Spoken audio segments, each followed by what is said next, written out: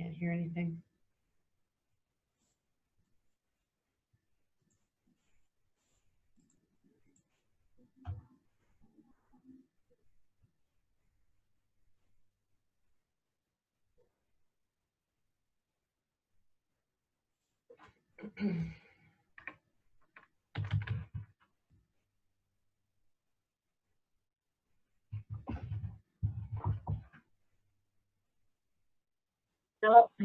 Hello, can you hear me?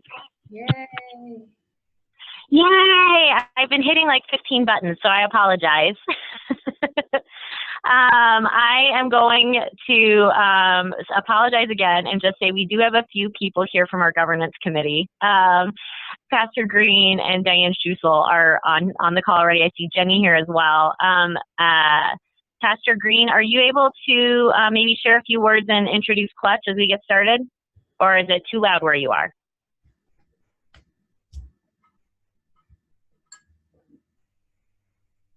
All right. Diane, are you able to share a few words? I know you're on the call. I saw you. Let's see.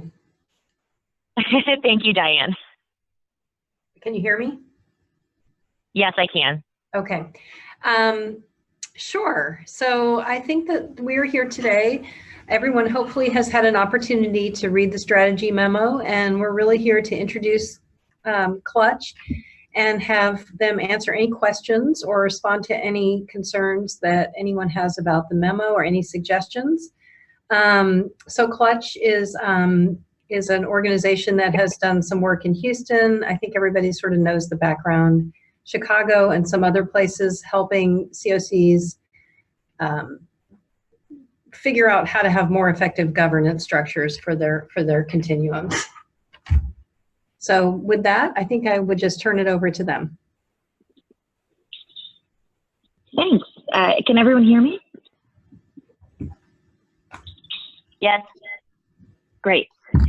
Well, thank you everyone for joining. It's really exciting to be on the webinar with you, sharing the governance strategy memo and digging in a little bit to some of the systems thinking theory that is behind the strategy memo itself.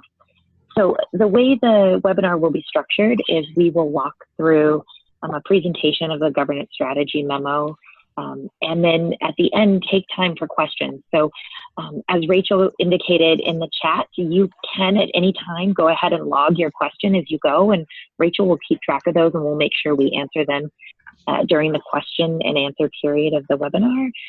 But you can also at that time just hold your questions, and then you'll be able to unmute yourself and ask those questions, and we can participate in a bit of a dialogue. I want to make sure everyone knows that this is simply the first of many conversations that we plan to have with you in a variety of ways in your community. So this isn't your only opportunity to participate, and we want to give you plenty of time to reflect and process all of these ideas and recommendations. But we also want to make sure we keep moving forward and really digging in together as a community. So we hope that this is an effective first step at making sure everyone feels connected and heard throughout this process, but just know that there's many more to come. So I want to start off by introducing myself. My name is Mandy Chapman-Semple. I am a managing partner at Clutch Consulting based in Houston. My background is really in big system transformation, particularly with homeless systems. So I've had the pleasure of sitting behind many different curtains and wearing many different hats. So I have a real understanding of what it means to be a homeless service provider. I ran emergency shelter, transitional housing, permanent supportive housing, rapid rehousing. I've done all of those activities. I've also been a nonprofit executive, understand the funding complexities. I also have sat inside government. So I've been the mayor's special assistant for homeless initiatives and really understand the political pressures around this issue, and have even worked in philanthropy and understand what it means to want to strategically invest in moving the needle on these big social issues. And so all of that background is really what's coalescing to bring you these recommendations along with real practical experience in driving this type of system transformation. I want to kind of kick us off by first describing how exciting it is to be in Indianapolis. And when we first started this activity, reviewing your strategic plan, your most recent blueprint, and also looking historically back at your work as a continuum of care, and I have to comment on what an exceptional strategic plan you have. And this has created such an incredible foundation to think about governance from. And I'm really thrilled, and you should be really proud of the work that you all have done together. And I think the work that we can now do together will really help move your community in the right direction.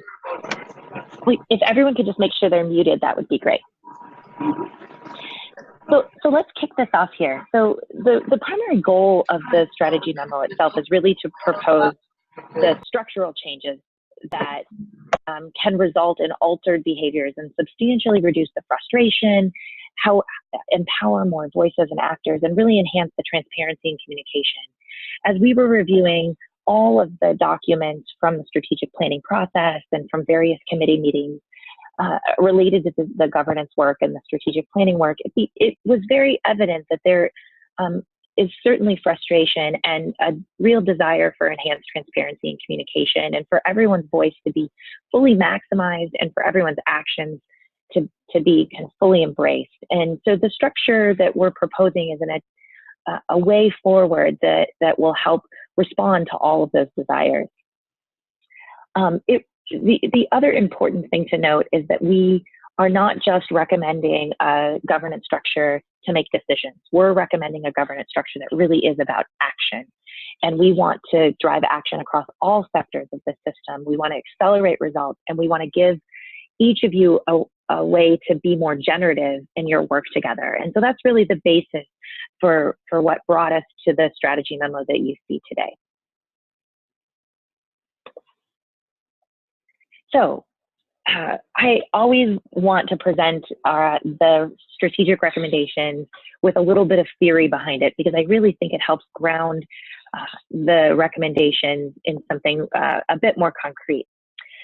So, you know, I keep talking about building a system, and so it always makes sense to start by defining a system. In its simplest form, really, a system is a set of things that are interconnected in such a way that they produce their own pattern of behavior over time.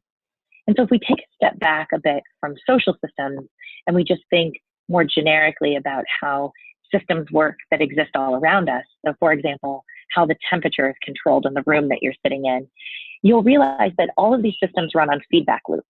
And so there's various components in your system. So there's a thermostat, there's a furnace itself, and there's infrastructure to move the air from the furnace into your room. All of these things, though, need feedback loops in order to be kind of perfectly calibrated at any given time to meet the desire that you have for your temperature. So if you don't necessarily have a thermostat, it really makes it difficult for your system to work effectively. But likewise, if you have a thermostat, but you have no way for that thermostat to communicate with the rest of the system, that's equally as problematic. So when we think about systems, we need to think both about having all of the right components, but also making sure that all of those components are interacting in exactly the right ways to meet the needs at any given time. And those feedback loops really should be designed not to be static, meaning that they should be nimble enough to be reactive to the desire. So not just set the temperature and then the system can never be adjusted again, but the thermostat can constantly take the temperature and continue to adjust the way the system functions in order for the perfect temperature to be created. So when we start applying some of these system design rules to our own social systems, I think there are some really exciting rules that come into play. So first, we should understand that every system is perfectly designed to achieve the results it gets, meaning the results that we achieve today are largely as a result of how the system functions. And the exciting thing in all of that is it means that we can continue to design our systems or redesign our systems until we can perfectly calibrate to exactly what we desire. So some of the rules around that calibration really are first and foremost about the idea of changing the elements or the components of a system has some impact, but usually doesn't have nearly as dramatic effect as really changing the interconnection. And so while it's always easy to say we need more supportive housing or we need more affordable housing in order to make the homeless system move, that's absolutely true. And that is work that needs to be done and a component that needs to be added. We also can begin to change the interconnections or the way these systems interact, and now while we're also introducing those new components. And so the governance structure that we're proposing is really predicated on many of these ideas.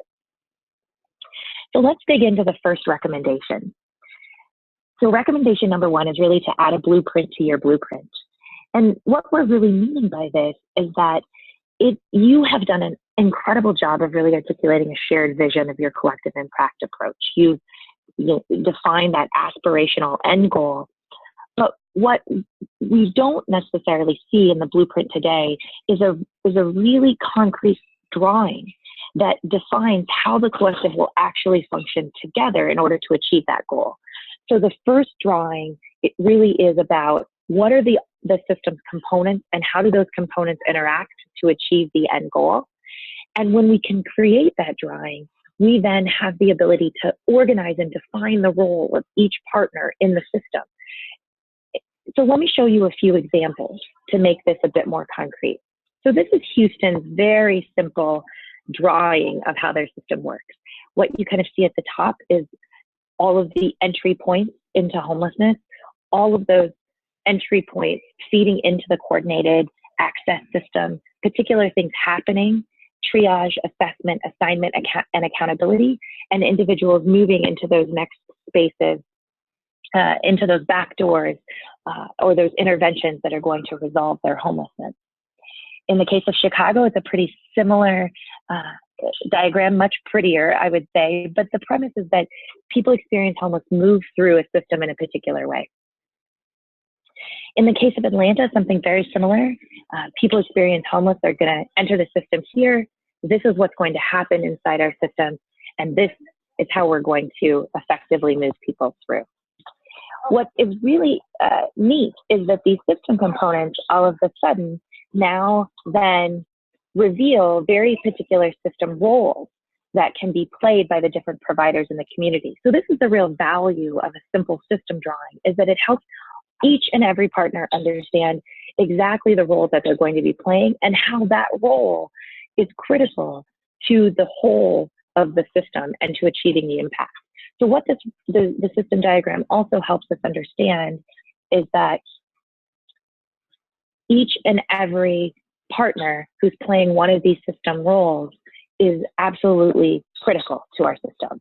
No matter how big that role is or how small that role is in terms of the size, it's critical because these are the roles that need to be played.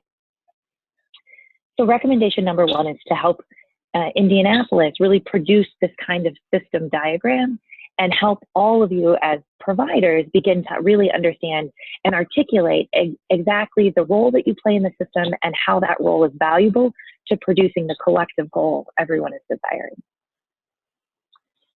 So as we then move past this understanding of how, what is the role and how do we function, we then have to start thinking about how do we organize all of you as people and as leaders and as implementers to build and operate the system that you've now designed.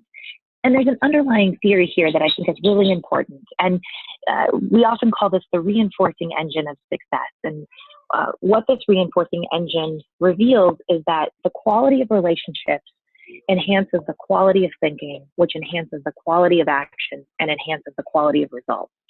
And that can be a continuous engine for success. Oftentimes, communities end up coming together and working together to think really critically about a lot of ideas, but they rarely sometimes get to action, which means they rarely get to results.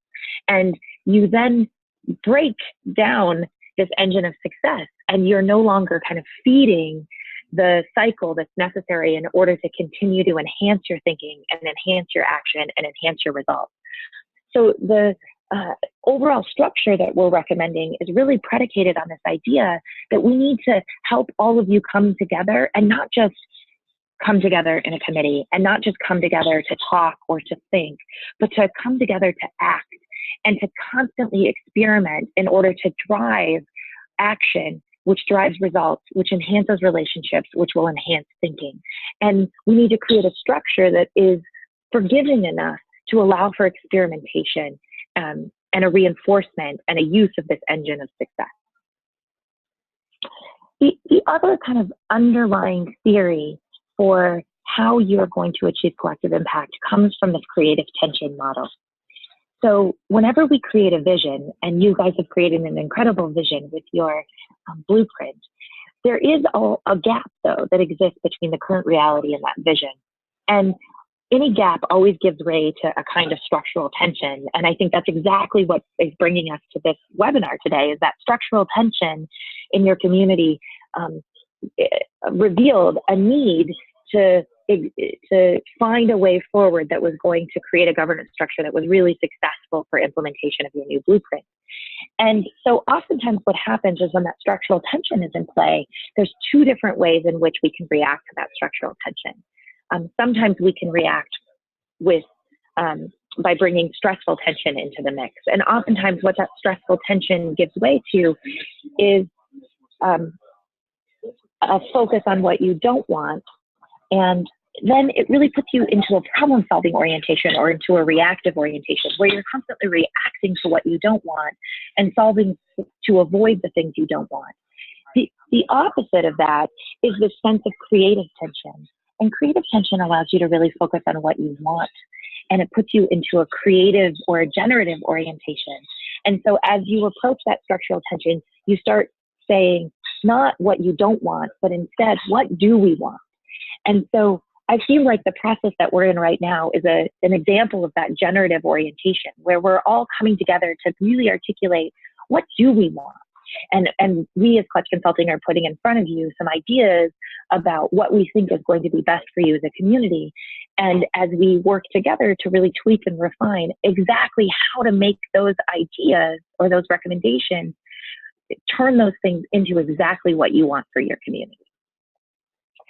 So recommendation number 2, really building off of those theories, asks or suggests that Indianapolis should really amend their governing philosophy to embrace that engine of success and to put in place a structure that can generate and sustain shared accountability and collective action. So that ability to continuously come together, to think together, to act together, and to reflect on those results over and over and over again until you develop the system that perfectly meets your needs at any given moment. And so it really, that core engine of success coupled with that generative orientation is this incredibly powerful way forward. So embracing that as a governing philosophy, and this idea that all partners can be engaged throughout this process in a tiered way, and through the various levels of engagement, you can use that engine of success to continue to drive people forward. It also gives way to this beautiful shared accountability where everyone is kind of in it together, and everyone's in it together, and they're really focused on finding a way forward. And you know, failing or an experiment that didn't necessarily produce the result we are looking for, it isn't about finger pointing, it isn't about dire consequences, but instead it's about learning together, revealing that, you know, we need to come back and enhance our thinking and then continue to act and move forward to produce the results we're looking for. So what that really looks like in our experience is that it's 3 different kind of major tiers within your governance structure. So the first is a series of implementation work groups. We really are calling these work groups because they function a bit distinctly from the way traditional committees in a governance structure function. Work groups are all about action. So they're all about thinking and acting and experimenting in order to contribute to the creation of a new set of rules about the way we want to do business. And so those implementation work groups have to be nimble. They're about coming together when there is work to be done. they're about engaging various stakeholders in various ways. They are not necessarily committees with representative voices where the entirety of a policy is conceived and created. Instead, there are a series of work groups that interact with each other and produce the ultimate result through the collective activities themselves. And that all sounds very theoretical, and we'll get into a bit more of that through some diagrams here in just a minute. So what is the critical next here is having a dedicated management team who's responsible for helping drive all of those work groups.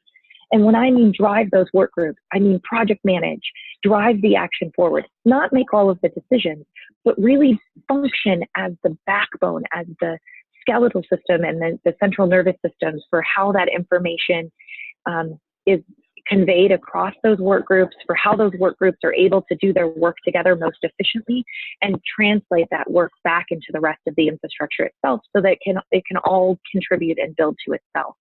So an active management team is necessary so that this happens in real time and on a daily basis, rather than waiting for a committee to report to a board. We want all of these things to take place in real time. The third tier is a strong governing board. And the purpose of this board is not necessarily to create the policy itself, but the purpose of this board is to have a series of system level power brokers that sit in that space. And when they sit in that space, they're able to receive the information from the implementation work groups as a policy recommendation. They codify that policy. And then those system level power brokers, you're talking about funders in particular, they then align their resources and activities in accordance with that new policy recommendation so that the system can go to scale. So how that really plays out is that these implementation work groups is where policy is being conceived and it's being experimented and tested. And so many people are already well into implementation long before the management team brings those policies up to the governing board. And that's really a big shift in the way things happen today. It's not about conceiving the policy, implementing the policy, and then passing the policy and then going and implementing it. Instead, it allows you as a system to experiment and implement and then really codify what you know is going to work. And the reason why this is really important is because we all have sat in committees and had fantastic ideas and did all sorts of planning and passed a policy. And then as we went to implement, only found out that we weren't quite right. It's that the best plan didn't necessarily play out in implementation the way we thought it would. And so what this allows us to do is it allows us to test lots of different ideas. We don't necessarily have to all come to consensus immediately around something. We can experiment even on things that we are leery of whether they'll work or not. We can actually find out if they're going to be the best way forward before we ever make it a standing policy that then we ask the funders to fund around or with the expectation. So it is a really powerful way to do business as a collective, because it allows everyone to participate in exactly the ways that make sense for them. It allows all ideas to be brought to the table. It allows ideas to be experimented with. And it's only when in action or in implementation we're able to determine that these, in fact, are the right ways of doing business, and then we go ahead and move forward. So what that really means is that the implementation work groups themselves are the most important part of your governance infrastructure, that's where all of the action and the activity takes place. Your management team really sits in the middle to keep all of the gears turning in exactly the right ways, to keep communication moving forward, and to consistently move those policies up to the governing board so that new funding can be brought to bear, or funding can be aligned in accordance with the implementation work that the work groups have conceived. In addition, the management team is able to bring information back from the governing board and immediately activate that information within the implementation work group. So it's a much more nimble way of creating feedback loops so that your system is highly effective. So the slide in front of you is really an example of how you begin to organize as an implementation infrastructure itself. So this is not a recommendation for Indianapolis. This is an example actually from Houston. And so the best way that we've been able to identify how you organize is through this concept of verticals. So for example, there is the coordination of the continuum of care itself is a series of work groups or activities that need to happen. And so as those, the idea is that there's a vertical for each of these series of activities, and there's a project manager, oftentimes two project managers from the management team that sit in those green boxes, and they're responsible for organizing and supporting all of those work groups so that each of those work groups are doing a small part of the work that needs to be done that contributes to the whole. And this is also how you create really transparent communication across all of these work groups, which is really exciting. So as we move into the third recommendation, I think it's very apparent that today you don't necessarily have an organized management team. And so the third recommendation is really about how do you empower a lead agency to serve as the system's backbone to assemble that management team and to drive the collective action. And so in Indianapolis, it's very apparent that CHIP is really well positioned to be your backbone organization. And the reason CHIP is well positioned is because the backbone needs to be a group of dedicated individuals whose full-time job is to function as the management team, is to help support and drive the system forward. And so CHIP is best positioned to do that. Now, CHIP is not the only entity that should function as part of the management team. CHIP would be the most substantial part of the management team, but there is also a need to strategically bring other partners to the table. So, for example, the city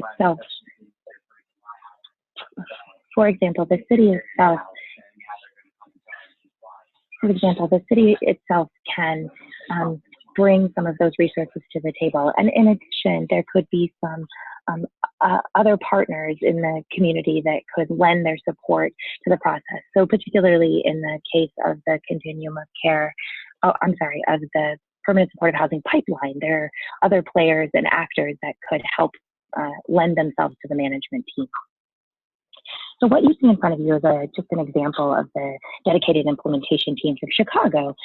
This is not the entirety of that team, but I just wanted to put some real faces behind and around the work itself. And as you can see, it's a wide variety of people that are part of the nonprofit, All Chicago, which serves as the backbone, but it's also inclusive of others from the city and from Corporation for Supportive Housing and other advocacy agencies or intermediaries that have particular expertise. So for example, Carrie in the bottom left corner, she drives all of their income and employment work, and she is the executive director of an advocacy organization around income and employment. So this is just an example of how CHIP, like All Chicago, can really serve as that backbone, but they would be working in partnership with all of the other experts in your system to bring a full management team to bear. So finally, recommendation number 4 is the beauty of this particular structure is to kind of fully harness the political will and align civic, philanthropic, business, faith, and other government partners around a collective impact. So the reason why this is particularly important is that you need the alignment and support of all of these other activities.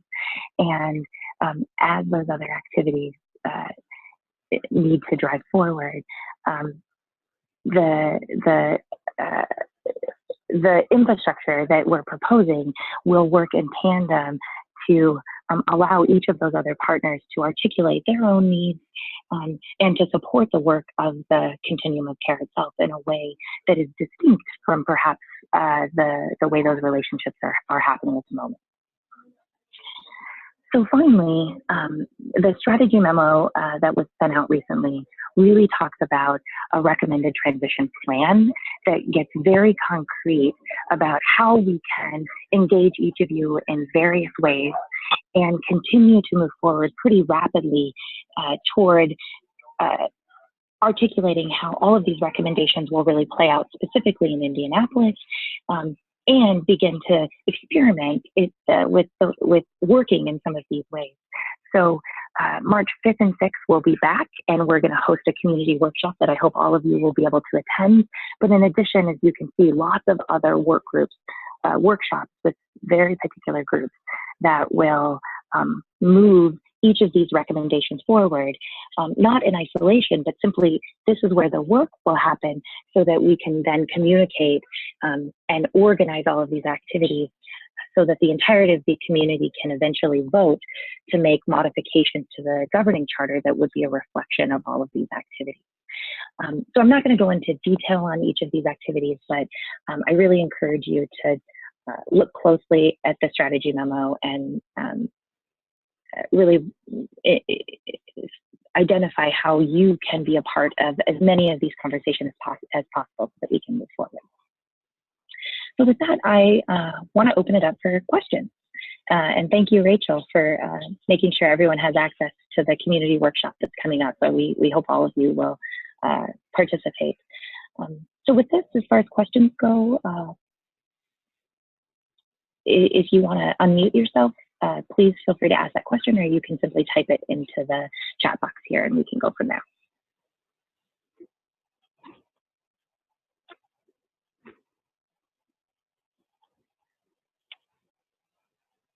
And if anyone has trouble unmuting themselves, just let me know and I can manually unmute you as well if there's extra computer challenges.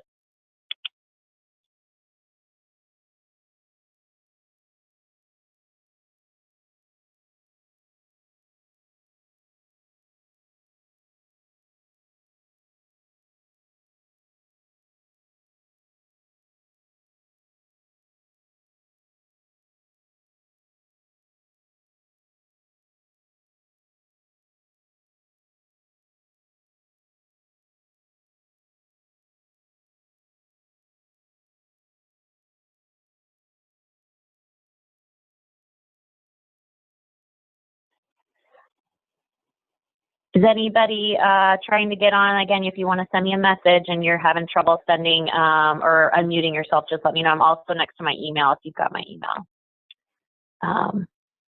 So I just want to make sure everybody has a chance to ask questions. Obviously, maybe you'll be here again in a few weeks, but certainly if you have something today, feel free to share and ask a question and let me know if you're having any trouble.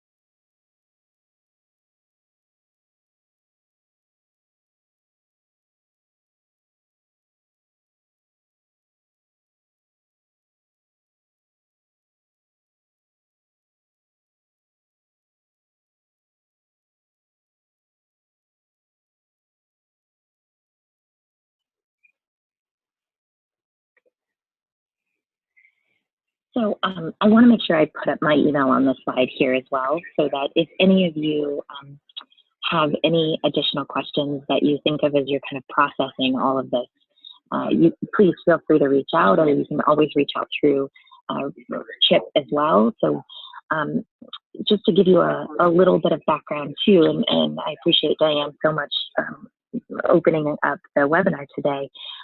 We are, Chip Consulting is working closely, or I'm sorry, Clutch Consulting is working closely with Chip, but we also are working closely with this governance subcommittee or task force that the board has assembled. And so it's been great, having such a wide array of voices in the mix, and we're working really hard, meeting very regularly to make sure that we're being very thoughtful and also finding as many ways as possible to engage with the community in the, but continuing to move folks through in a pretty rapid way. So with that, it looks like there are no questions. We'll give you a couple of more minutes, and otherwise I'll let Rachel take it from here.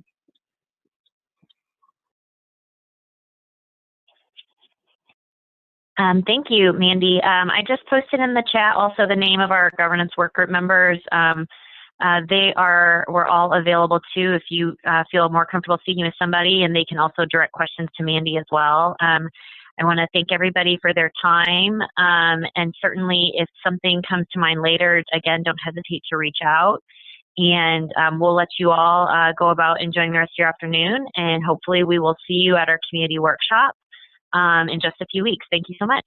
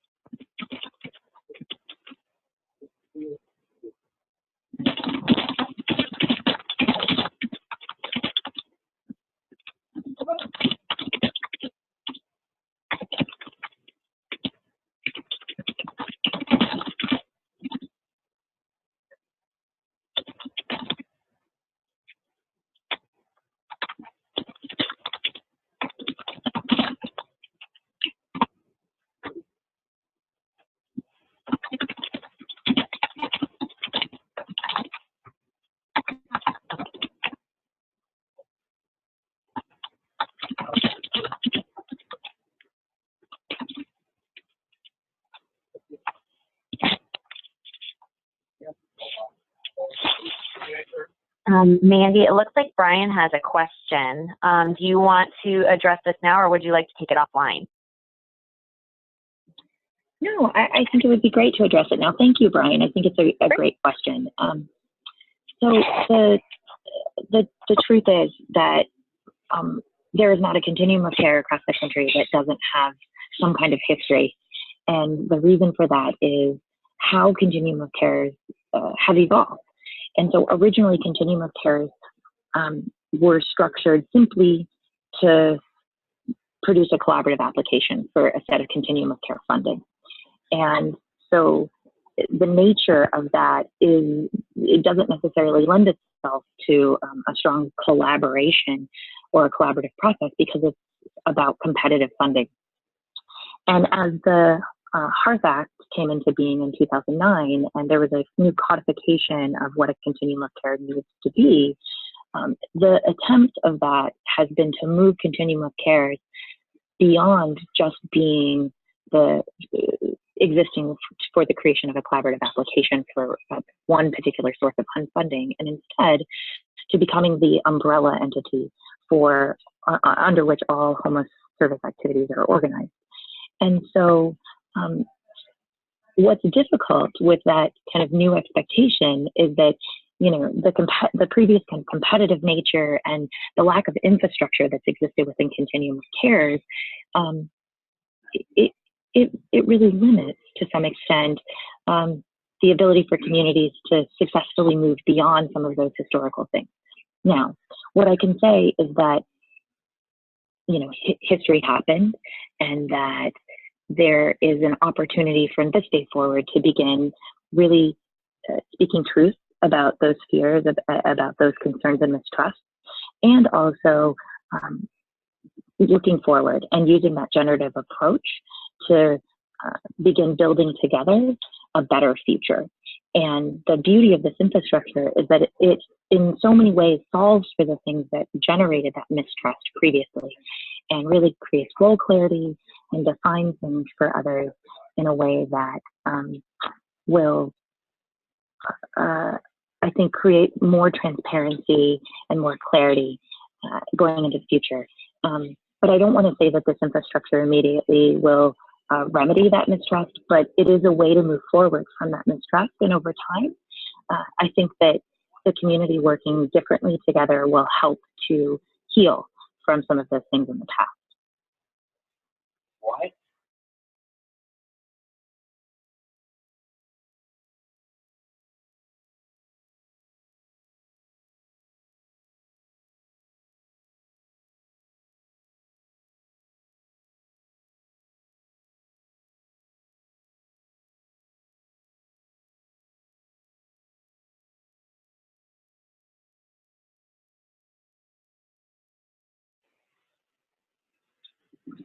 So I really appreciate that question. Are there any others?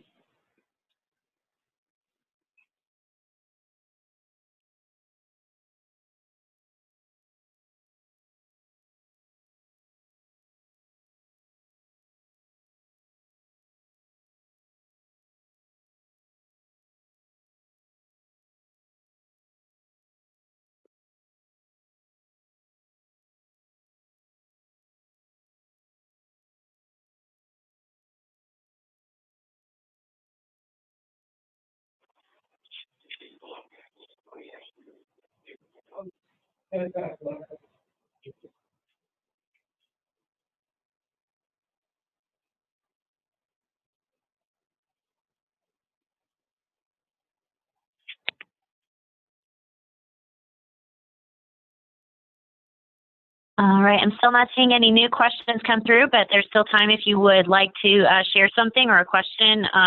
We'll stay on for maybe another 2 or 3 minutes, but if we don't hear anything, I don't want to keep people all afternoon if we're just all waiting for somebody else to ask a question. But I do want people to definitely ask questions, and thank you, Brian, for sharing. But we'll stay on here for about another 2 minutes or so, and if we don't hear anything, then I'll go ahead and end the webinar.